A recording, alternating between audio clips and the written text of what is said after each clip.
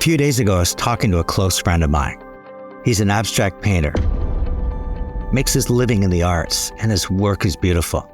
He has such extraordinary passion for what he puts on canvas. But during a conversation, he referenced my new agency, Chatter AI, and he asked me, why would I take on yet another venture, given how hard I already work? So I turned to him, and I asked if he won a lottery, all the money he could ever need, would he still paint? And would he still sell his paintings to others?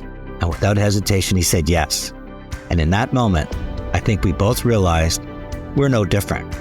In our respective worlds, it's not the money we're chasing, it's our passion. See, personally, I love my work, and for me, there's no separation between work and life. They're one and the same. So why wouldn't I work hard at something I love, something that each day enriches how I think, feel, and act? But it also struck me how different humans often view each other. Capitalists, for example, might question an artist's career choice for its lack of security, no ability to scale, optimize, while an artist might judge a capitalist for lacking a soul or for just chasing profits alone. And for me, the common denominator is pursuit, this relentless drive to do what you love, not for monetization, but for the meaning it brings others. And that brings me to my guest this week, Mitchell Cohen. What can I do? What role can I play to impact this situation in a way that would be positive for these families? You'll soon learn why Mitchell Cohen's a true Renaissance man who embodies both worlds. Yes, he's a capitalist as the CEO of Daniels Corporation, but he's also driven to create affordable houses for the masses. We all sit around today and we all know affordable housing and the lack and the challenge of affordable housing is probably the most fundamental problem that people face across our country. Mitchell Cohen is also an artist, a songwriter, and a musician. He has soul, a deep and beautiful soul. And these two passions fuse together seamlessly in his life. His ability to make the world a better place to live and to be.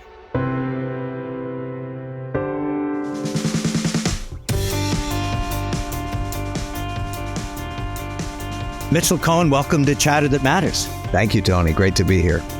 So we both grew up in Montreal. Your life was a little different. I'm going to kind of label you a bit of an activist. You were fighting for tenant rights, organizing co-ops. So how did that all come about that where I was kind of maybe hanging around Crescent Street, you were trying to change the world even back then? Well, I actually did grow up in Regina, Saskatchewan, made my way to Montreal to go to McGill. So it was 1968 when I went to McGill, and it was an age of activism. It was a lot going on in the world with the Vietnam protests. There was a lot of student unrest across North America and beyond. There were lots of demonstrations. I participated in sit-ins and walk-ins and all those kind of good things. But also during that period of time, I was, going to school, not knowing at all where my school would lead me. And I was more involved and engaged in playing guitar, learning how to play guitar, learning from everybody that I met in the Montreal music scene, which was a lot of fun. There was a lot of amazing blues players, folk players. There was a really robust scene there. The Yellow Door Coffee House is a place I hung around. Never played, but I always went up to the musicians and said, hey, show me how you did that chord. So that was always a great interest to me. I went to London School of Economics and got a degree in social psychology, a master's degree, but then came back to Montreal. And that was the moment when, guess what? It was time for me to find a job. And the London School of Economics back then, I would say, was very left-leaning. Very much so. And the milieu, the teaching methodologies there were so different from McGill. McGill had classes of 300 people. And the master's level course that I took was 15 of us. Very different. I was able to graduate, came back to Montreal and looked for a job. I didn't know what I was going to do, but I saw this job, and the job was advertised as YMCA, looking for a community worker. It sounded interesting, so I went and applied for the job. I got the job, and I was placed in a very low-income neighborhood. And that experience in that neighborhood is really what shaped the trajectory of my life and career. The tenants living in that community were on 30-day, month-to-month leases. And that was rough. to not know what their future might be, that at any moment, literally at any moment, the landlord could say, okay, here's your pink slip and you've got 30 days to get out. The landlord was allowing the homes to deteriorate because he had a plan. The plan was to actually give the notice, kick out the tenants, demolish, and build condominiums. That day came, Tony, and literally 40, 45 tenants come storming into my office and they're waving these, it wasn't pink, I think it was a yellow notice saying, you have 30 days from this date, 30 days you have to be out of your home. That moment changed my life. Did you ever feel at that point, you must have been so young after having these people come in. I have to imagine that not all of them had a great command of the English language with fear in their eyes. And they're not just coming in as 45. Behind them is probably 200 family members, babies, elderly. And they're looking at you. How old were you at the time? I was 22. Did you ever feel like an imposter? You're not a lawyer. You don't have Michael Meehan's law firm behind you or anything, but you decide you're just going to take this on. By that point, though, I had a plan. And the plan was really simple. By total happenstance, I had seen an article in the Montreal Gazette 2 weeks earlier. And the article, this is 1973, the article says, federal government announces new program, co-op housing, to help tenants to take charge of their own affairs. So I called up our national housing agency out of the blue. At that time, they're called Central Mortgage and Housing. Today, it's Canada Mortgage and Housing. And there was this gentleman in the other end of the line. I'm an Anglophone from Regina. He is a Quebecois. My French was challenged, but okay. We managed to communicate. And he told me there's a program, it's real. And if you write us a letter, bring it into me as soon as possible, there's an opportunity for that group you're talking about to achieve startup funding. So I actually typed up on my little typewriter, jumped in my car, drove up to CMHC headquarters, handed it to the gentleman. And I'll never forget the next morning, 8:30 in the morning, I get a phone call from this fellow. Thank you for your application. You have been approved for $8,800 in startup funding. Tony, this is the best turnaround of bureaucratic response ever in my life. And we had a letter, and the letter was on this beautiful stationery of the Government of Canada. And it said that this group of people have an opportunity to access $8,800 that would allow them to study whether they can buy their homes from the landlord and renovate them and run this community as a nonprofit co-op. That was the ticket that allowed us to march on City Hall. Hundreds of people just saying, there's nowhere to move. There's nowhere to go. City Council denied the landlord his demolition permit. He said, okay. Council said, you have 6 months to study whether or not you can actually make this work. Fast forward 6 months, we did that.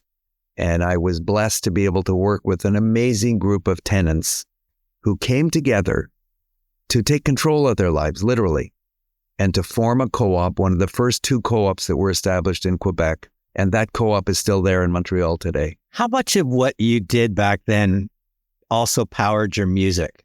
Really appreciate that question, because the music and my work in that community and subsequently have always been completely intertwined. And what a blessing to have work and music and my passion for writing and playing be so closely connected. There's a song that I often play. It's called Mr. Merriman. I met Mr. Merriman just home from the sea. 30 years of service in the merchant marine. Smiling and laughing, wishing everyone well. That's Mr. Merriman. I tell you, that's Mr. Merriman. And it's a song I wrote about a gentleman that lived in that community. He was quiet. He was a merchant mariner that had just retired. All the tenants in the community, they were wanting to do something, they knew they had to do something, but they couldn't and wouldn't unless Mr. Merriman said, yes, let's do it. And quietly, with his just unbelievable, quiet but powerful persona, he said, we're going to fight City Hall. He's a dancer and a singer, a teller of tales, poet and a prophet when the wind hits his sails, a lover, a teacher and a blazer.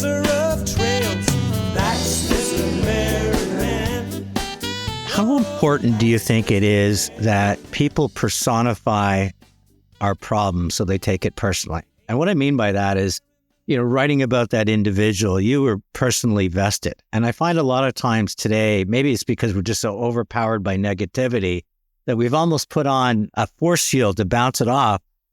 Do you think we got to do a better job at getting right to the individual and how they exist in the situations they're facing to become much more socially conscious? It starts with listening and hearing what someone's saying, what they're experiencing. Put yourself into the shoes that they are walking in and understand the feelings that they have in whatever the situation is. We have done a lot of work over the decades, listening and learning, and then trying to use the power of our business platform. We have a business. The business is building buildings. But beyond building buildings, the bricks and the mortar, we have so much opportunity to pull the levers that will actually result in our work, the building of buildings and communities, having a positive outcome for everybody. Not just us. Typical development approach is what are we going to get? How much money are we going to make? How do we get in and out quickly and move on to the next community?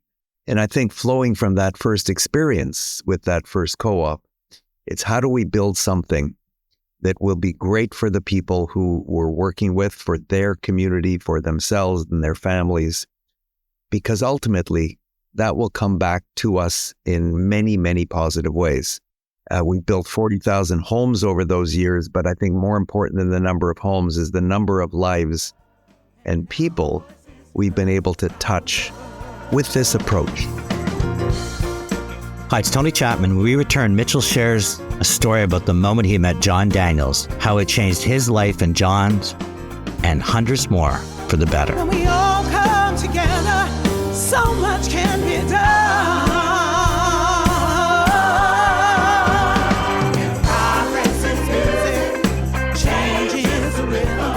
Thank you for listening to Chatter That Matters, presented by RBC. If you can, please subscribe to my podcast. Ratings and reviews, well, they're always welcome and always appreciated. And now our voices heard around the world. So let's wind it back 40 years. That's you meeting John Daniels. How did you ever come together, and were your values that aligned then, or was it just the fact that Mitchell Cohen was going to come in and slowly introduce a whole new subset to what a developer does? My wife and I moved to from Montreal to Toronto in 1979. I was very fortunate to land a job creating co-ops at a moment in time when the federal government was literally all in financial support to create co-ops. I get a phone call from a gentleman from Cadillac Fairview Development Corporation. Is this Mitchell Cohen? Yes, this is me. I'm calling on behalf of Cadillac Fairview. The chairman would like to meet you. The chairman of Cadillac Fairview, a gentleman named John Daniels, was reaching out through one of his team members to meet someone who knew something about affordable housing. Because he was in the process of negotiating an agreement with the city of Toronto to swap some land that would allow the city to build affordable housing and would allow Cadillac Fairview to build a new office building at 250 Yonge Street in the kind of heart of the Eaton Center. And he wanted one easy lesson. And I literally marched down Queen Street. I'm ushered into this room, and literally, Tony, I think in my recollection, the size of the office was 3 football fields. And I, walked down to the very far end of these 3 football fields. There's this guy, and he's surrounded by 5 men in suits. And I'm in my scrubs. Literally, we hit it off minute one. And I told him a little bit about my background and what led to me sitting there in his room. And he loved that. He got that. And we spent about 2 hours. And about 2 weeks later, I read in the newspaper, John Daniels, Cadillac Fairview, announces this major agreement with the city of Toronto. So he took what he learned that day and he implemented it. That was in 1982. 2 years later, 1984, I'm still working in the co-op sector when Brian Mulroney is elected our Prime Minister. So sweeping is this expression of confidence that I am genuinely torn between 2 feelings. First, a deep sense of gratitude towards the Canadian electorate who have given us an historic opportunity to serve. And secondly, the recognition of the enormous responsibility with which we have been entrusted. That was the day that the trajectory of the federal government and their engagement and investment in affordable housing really took a turn towards zero. Basically, the Mulroney government said, we're going to download all responsibility for social housing to the provinces. What happened then is that I realized I had a choice. There was no more money to create new co-ops. The developers I met were not doing affordable housing because they wanted to. They were doing it because they had to. Because in 1982, 83, 84, interest rates were at 17%, 18%. I think they went as high as 21 to 22%. So here are developers owning land, wanting to do something with the land. Hi, it's and Tony Chapman. the federal government program to support the creation of affordable housing was the only game in town. Once the deal was signed, okay, how do I grind it so that I, the developer, can still make money? Now there's a moment, it's 1984, and I have to make a decision. Do I go to the private sector? The opportunity to take a piece of land and turn it into a community, I had now been blessed to have been able to do that within the co-op sector. Could I do that in the private sector? But with an eye towards building communities that respond to the challenge of affordability? Many of my friends from the sector today still razz me. You sold out. Well, the fact was, I knew that if I went to the private sector, I would use every means possible to use that private sector platform to create affordable housing. So 1984, I'm looking for a job. I pick up the phone. I call that vice president at Cadillac Fairview who had called me that day. And I said, dude, I probably didn't say dude. I said, dude, what's going on? And he said, well, haven't you read the news? John Daniels, Jack, has left Cadillac Fairview. He started a new company. It's called the Daniels Group, and here's his phone number. You should call him. I take my rotary phone and I call him. And I speak to Jack Daniels. We met, and very, very quickly we reached an understanding. Jack and his partners bought 4,700 acres of land from Cadillac Fairview, and he needed somebody to grow and build and run that. And I was there, and we shook hands on an agreement. The agreement was kind of funny. We each had our own conditions. My condition was simple. If there is ever an opportunity to build affordable housing as a private sector company, I want to do it, and we're going to do it well. We're going to do it in a way where we're not looking to cut and cheat and look for ways to just grind the client. We're going to look for ways to do right by our clients, by our partners. We're going to look at this as collaborative. And Mr. Daniels said, sure, if you can show me that there's a business, or at least part of a business, to be building affordable housing, no problem. So Jack's conditions were pretty simple. I'm going to buy you 5 suits and 10 ties. I'd like you to wear them. Not once did he say, why are we doing this? He rather would say, are we doing the right thing? Can we do better? How can we invest in building stronger communities? The flavor that seems to be going through capitalism right now is to have a higher purpose than profit. And there's certainly a lot of organizations that I think have an honest intent to do that. But why is it so difficult? What is it that prevents other organizations to say, let's look beyond immediate gratification, our balance sheet, and let's look at what we're doing for the community and for society, because ultimately that's how we'll be judged and that's what matters. Today, the movement towards what everybody talks about, ESG, environmental, social governance, is embedded within the corporate ethos in a way that makes me optimistic, because it is sinking in where shareholders are demanding accountability. But Tony, the challenges are enormous. You know, affordable housing is one we think about and work on every day. We look around and say, why do we have a crisis? We have a crisis because government has abdicated responsibility. Today, a lot of our work around affordability is to bring government back to the table, demonstrating programs that work. You know, we've done affordable home ownership. We know the model. We know how it works. We've done affordable rental and are doing it. what it takes to do any of this is money. Where does the money come from to bridge the gap between what it costs to build a home and the rents that people can pay? That gap, we call it the equity gap. We have to find ways to fill that gap. But there is a fourth sort of leg of the stool. We got the government. We've got the not-for-profit sector. Private sector has a role to build the housing. But the final leg, though, is the philanthropic sector. And today there is a movement afoot that I'm very optimistic about called Partners for Affordable Housing. And it's a national foundation to support the creation of affordable housing. If we can take some philanthropic money that's going to go into the broader community and designate some quantum of that to create supportive housing, to create assisted housing, transitional housing from homelessness, we will reduce the cost of healthcare. So we're trying to mobilize the philanthropic sector to take some segment of their giving and provide that donation contribution to the Partners for Affordable Housing Foundation, who will then help to fill that equity gap that I talked about.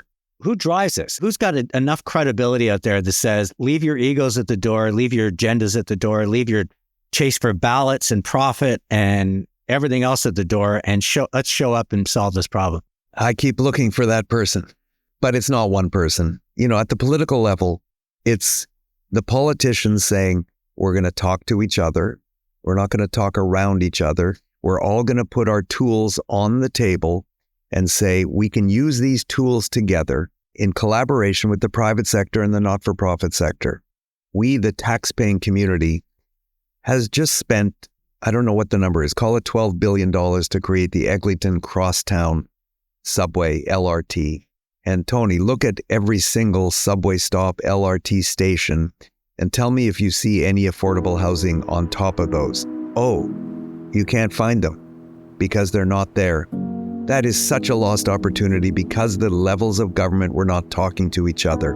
There is no plan by which every one of those transit-oriented communities will integrate affordable housing. Stick around for a story that I promise will create goosebumps. It's a story of a neighborhood that people used to drive around that has been revitalized in such a miraculous manner that city planners from around the world are studying Regent Park, not only for what it means to the city of Toronto, but more importantly, what it means to the people who live there. Hi, it's Tony Chapman. I thought this would be the perfect episode to share some news about the RBC's Foundation and their commitment to stronger communities. What RBC's done is to launch a new community infrastructure fund. Their end game is to make our community spaces more sustainable and accessible to retrofits, repairs, and upgrades. The best way to think about what RBC's doing is to imagine a hospital that's easier to navigate, a community center that's more energy efficient, or a vibrant cultural hub that's more welcoming. That's the future RBC's Foundation is investing in, and it's all part of RBC's Foundation's $2 billion commitment to funding ideas for people and planet over the next 10 years. If you're a registered charity and you want to apply for funding, head to rbc.com. Enhancing the sustainability and accessibility of buildings, well, that matters to you, to me, and to RBC. There is a role for all of us in what we talk about as a whole of community response to the crisis we have today in Canada, the crisis of affordability. Today, my guest is Mitchell Cohen. There's people that know him as a musician. Others know him as the leader of one of the top real estate companies in Canada, Daniels Group. But I think the common denominator between the two, he's a human being with an immense heart. I want to move to Regent Park. I taught school in Regent Park, Lord Dufferin. Years ago, I would drive in there and worry about my car, and I didn't grow up with a lot of money in Montreal. So it wasn't that I was suddenly this, a silver spoon, but it was a tough community. And you found a way, and I'm going to use you. I know you're going to say we, and there's a lot of people involved, but you were the lead singer in creating what I think is one of the great demonstrations of building a community that people are proud of, that can live, work, there's multicultural, there's diversity, there's energy. How did you make that happen, given everything we're talking about with the A not talking to B, not talking to C? It started with me and my partner, Martin Blake, going into the neighborhood to meet people and to listen to what they were saying about what was coming. And people were afraid. They didn't really believe that what the city was talking about could ever come to pass because there's this inherent distrust of government. We went into homes that were so badly deteriorated and in need of repair that it was just so clear the community, it's harsh to say, needed to be demolished from a physical point of view. And that ripping apart of lives by saying we're demolishing your home, your neighborhood, the places where your kids have played, the places where you have hung out with your pals, all of that is going to be lost. There was this tremendous stigma in the city of Toronto. Stay away from Regent Park. Like you just said, there's a worry. Will my car get busted into? Despite that, people living in the neighborhood still felt connected to each other. They watched out for each other. And they had the support of social service agencies. But the challenge that we saw very quickly is that the social service agencies weren't talking to each other. They were competing for government grants in order to do a program within Regent Park, and 3 or 4 of them were competing for the same money. So we looked at all of that. We were very clear in the approach that we felt was the right approach that could make this work. This can only work by virtue of a true public-private partnership where risk and reward are shared. And we lost the bid because we didn't fill in all the blanks. We didn't tick all the boxes. Toronto Community Housing was looking to sell their density, not to enter a partnership. Then, like miraculously, the bid fell apart. The chosen developer and TCH, Toronto Community Housing, got into a squabble. They never consummated. Toronto Community Housing came out with a second proposal call, and we responded with the exact same proposal. We called it an alternative development framework. We're in this together. We're on the same side of the table. We're going to work together to find a path that will create those positive outcomes for everyone. And the second time around, Tony, the framework was embraced. That was in 2006. And that just set the stage for a different way to do things, a different way to think about development, a different way to think about interacting with people who live in a community that is going to be torn apart. None of this could happen without actually building trust in the neighborhood. You will have a right of return. And people didn't believe it at first. Until the first buildings were demolished, until we built those first new buildings, and until people were invited, come back home. Now they're moving back into a new home that truly they can be proud of. That was a turning point. The other really important moment was when we opened a bank in Regent Park. And that was through the bravery, the commitment to city building that RBC had. We want to plant our flag beside your flag. Not only are we going to open a branch, but we're going to begin hiring people from the local community immediately and provide jobs for them, training opportunities for those people in branches across downtown East. One of the huge things we heard in our Listen and Learn tour, we need this to be a neighborhood like any other neighborhood. And we need a grocery store. 85 of 95 employees in that grocery store on day one lived in Regent Park. There's now actually a coffee shop, and it's called Paintbox Bistro. And they have music. Canada's greatest jazz performers are playing at Paintbox Bistro. And when that happened, that again began to change the persona. It's not dangerous. It's not scary. How about the non-for-profits? Because earlier on you were saying, they're very territorial. They had their moats. They had their drawbridge. There was often competing for the same grants. How did they embrace the fact that we're all one community and we're in it together? The leadership that had been in many of these agencies evolved, changed. New leaders came in, and not all the agencies reacted the same. Dixon Hall was one. We went into Dixon Hall We understand change is coming and we want to be part of the change. And that understanding began slowly to, make its way into the other agencies. The other, I think, really pivotal moment was when we said to the United Way of Greater Toronto, here is an opportunity for you to do something different, for you to think about community building in a different way. So what was created, and we put seed money into creating a social impact infrastructure fund. And the goal was for community agencies to come together, collaborate, and say, okay, you're good at this. You put in a proposal for that to the fund. Let's work together and collaborate on putting a proposal together. That was a moment where people began to understand that collaboration would far outweigh the benefit of the siloed approach. Daniele Zanotti of the United Way Greater Toronto embraced this, and he actually took on the road things that he learned by creating a model, a template that United Way is taking to communities around Toronto. Inclusive local economic development. And I'll tell you one story about, a light switch that went off for me. It was early in the days, and what I do as I walk through Regent Park is I introduce myself to people. I say, hi, tell me about your story. I met a woman walking down Dundas Street. Her name is Sakina. And Sakina tells me very quickly, her husband passed away quite recently. She's very sad, but also she's sad because she's not able to bring any economic value to her household. Me and my friends, we do quilting. And back home in Bangladesh, we would trade our quilts, barter for different things. But here I have no ability to do that. And so I say, Sakina, what if we commission a quilt and we hire you with your quilting ladies called Sakina's Sewing Circle. And Sakina and her team make this absolutely brilliant, beautiful quilt that we buy. Tony, we were going to buy art for our buildings anyway.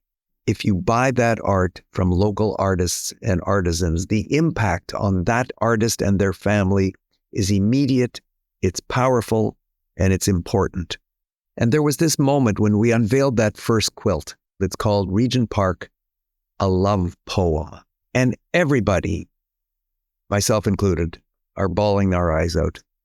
Because here's this expression of love from these women who have recorded in that one quilt the old Regent Park, the places they used to gather, and then the new Regent Park as it's unfolding.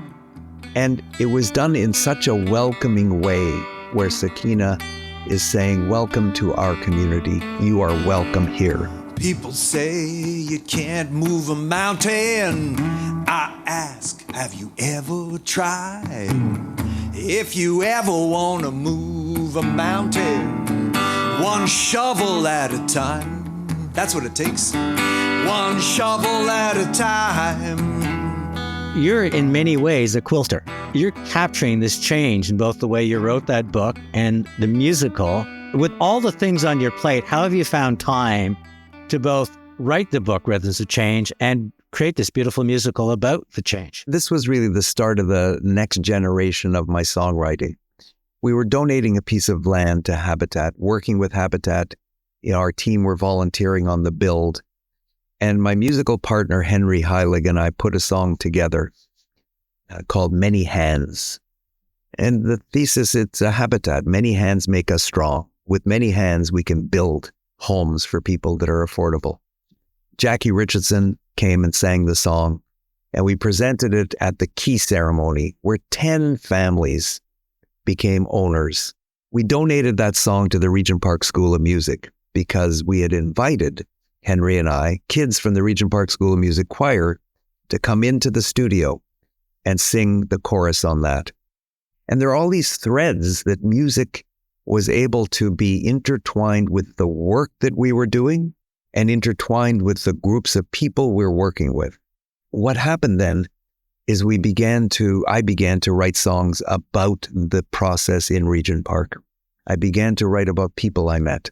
And I think there was a moment when I realized that the 3 or 4 songs that I had written about Regent Park could become more of a thing, could become actually a musical. And the only way we knew that it could possibly have any legs is if people in the neighborhood, particularly young people, saw that it was genuine, that they had a role themselves in creating the narrative for their stories. You know, the first time we performed the show, we performed it for people in the community. Even during the show, we knew we had hit a chord because people are stamping their feet and clapping and screaming and understanding the stories we were telling. And what was so important as well is the kids on the stage were brothers and sisters of people in the audience. And they see them on this stage at Daniel Spectrum playing alongside Jackie Richardson or Alana Bridgewater. They see Thompson Egbo on piano, who grew up in Regent Park and went to Dixon Hall School of Music. And they see all of this in their community, on their stage, in their neighborhood. And they begin to realize that this is something that we're actually doing together. There are all these different pieces to the quilt and all these different people that contribute pieces to the quilt. Today, you walk through the streets of Regent Park and you see those pieces and you can feel those pieces. And what about you in the next decade or two? You're an optimist. You see such need for massive change when it comes to affordable housing. How are you going to channel all that you've learned and taken with you from those early days in Montreal to today and continue to make a difference and stay optimistic? The moment today in terms of affordable housing is real. This is a moment where we truly can make an impact, all of us. Because finally, affordable housing is at the top of the political agenda. It's not an afterthought. It's what everybody is thinking about and talking about.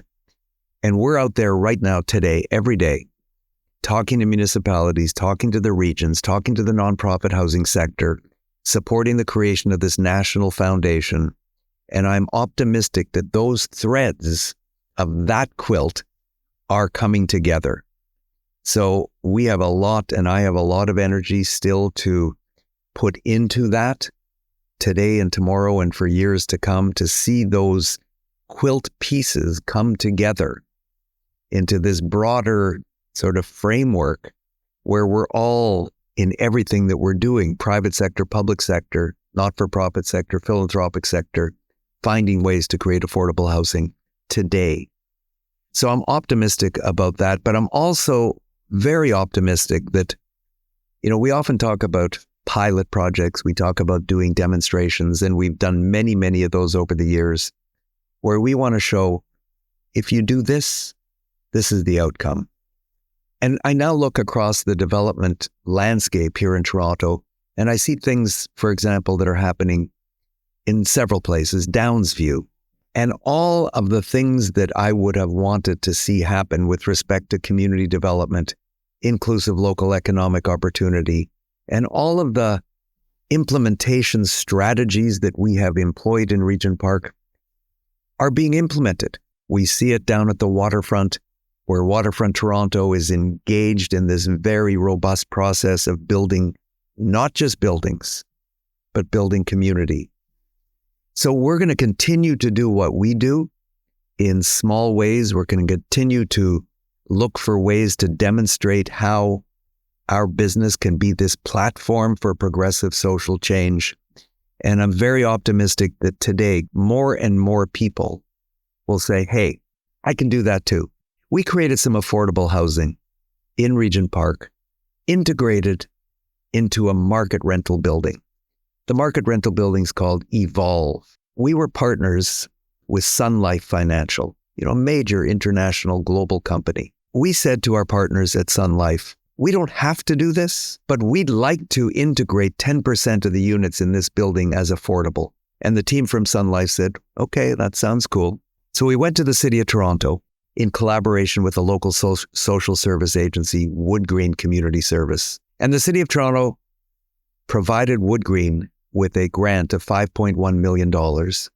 They provided that to us. And in exchange, we gave 10% of the units to Wood Green under a 40-year head lease. We made that announcement. The next day, I get a call from the CEO of Sun Life saying, Mitchell, I have had more positive response from my team in respect to that announcement than anything else we've ever done. So I get it now. We can do this. We can create affordable housing, not because we have to, but because we want to. Tony, that was really an important call that I got because it really spoke to the fact that people in corporations today, leadership in corporations today, are looking for those things that will really make an impact on their team, on how they feel about what they do, how they feel about what their corporation can do to make an impact in the world. And it's all doable. You know, Mitchell, I always end my podcast with my 3 takeaways, but first thing I just want to tell you, I've had more goosebumps listening to you than any other guest, and I've had some of the most magical guests. I'm going to actually use 3 M's. I've never done this kind of alliteration, but the first thing is how moments have impacted you in your life, from, you know, wandering in and learning how people play chords to being a 22-year-old and people coming in with their yellow slips, meeting John Daniels to meeting Sakina, and how all of these moments have really galvanized, and I guess pieces of the quilt that have made who you are. The second thing is how the word more. You never cease to amaze me that every time you meet with people, is what we should be thinking about more than just a building. We need to be thinking of the community, the people that are living there. We have to go more. Maybe the way to get people to leave their egos at the door, maybe the way to say, well, I didn't invent it, so I'm going to try something new, is to actually just to realize that there's something bigger at stake. And I love the way you use the word affordable housing, but I know in your head you're picturing those people that walked in that key ceremony. It's magical.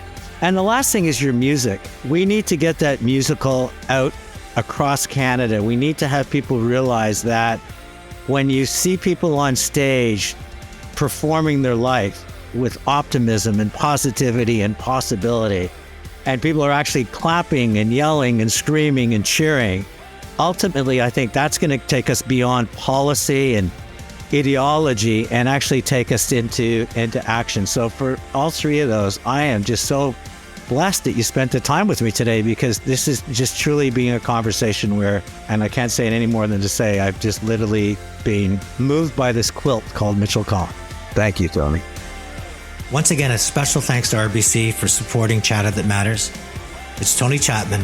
Thanks for listening, and let's chat soon.